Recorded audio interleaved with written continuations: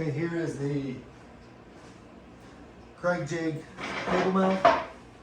It allows you to place pressure on the piece of wood that you're putting in.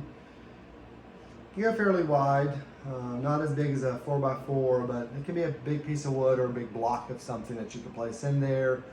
You can raise and lower these to see what angle or how depth. If the angle of the screw doesn't go in at a great enough angle, you're just going to surface the top of the wood, and then when you screw it in more, it's just going to break off the top of the piece of wood versus going into the wood. So you want it to go at a 30-degree or at a 45 angle into the wood. Does require not necessarily a Kreg branded drill bit, but a nice sharp drill bit and a drill with a battery power to dig into the grain. If you're going with the grain, it's easy. If you're cutting across the grain, it's going to be more difficult. I do recommend wearing gloves, glasses, and earmuffs. So I'm going to show you now how to use it. Because of this base is a little bit thicker, you don't want the piece of wood completely hanging off to one side. So I always just use a piece of wood to offset it as close as possible. Doesn't have to be perfect, so I'm going to put one end over here. And I'm going to turn it around because this is the top piece of the wood I'm going to use for the stair table. It has the white marks on it. Let me know this is the top. I'm going to turn this piece of wood. It's a 2x10 that I use a biscuit joiner on.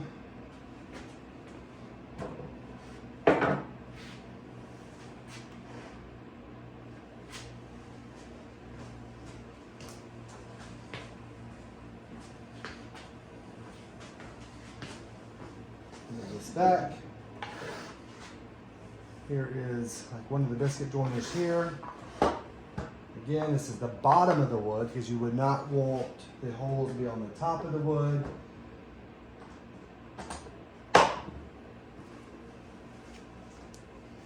It's flush in there. It's not really going to go anywhere. So you use the Kreg Jig.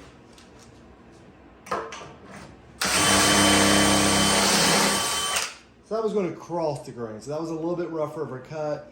You use these spacers because you do not want it to go so far into the wood that it goes through the wood. You want to have this almost not go through the piece of the wood so that screw really gets a good into the top of the first piece of wood, but hidden.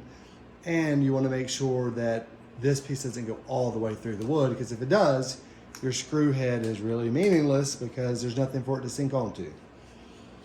So I'll release it, go to the other side of this. And now see how the board kind of fluctuated. So I'm going to grab this guy, put it there, the board's semi-flat again.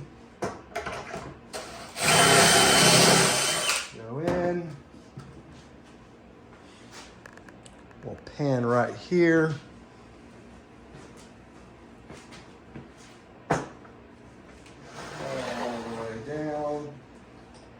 Again, it's flat because of the other board over there. I'm not having to struggle with it.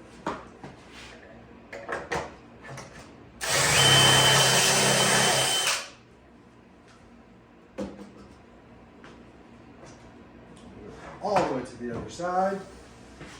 Switch it out.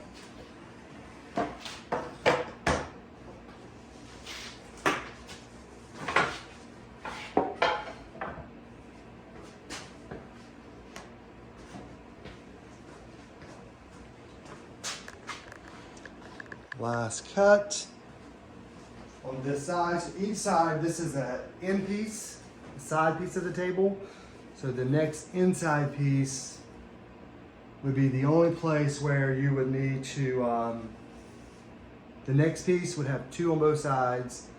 Then this table is going to have four of these. So one will have the screws on this side, one will have the biscuit on this side. The next two boards will have a biscuit and a screw on each side, and then the final board will have a screw and a biscuit joiner on that side.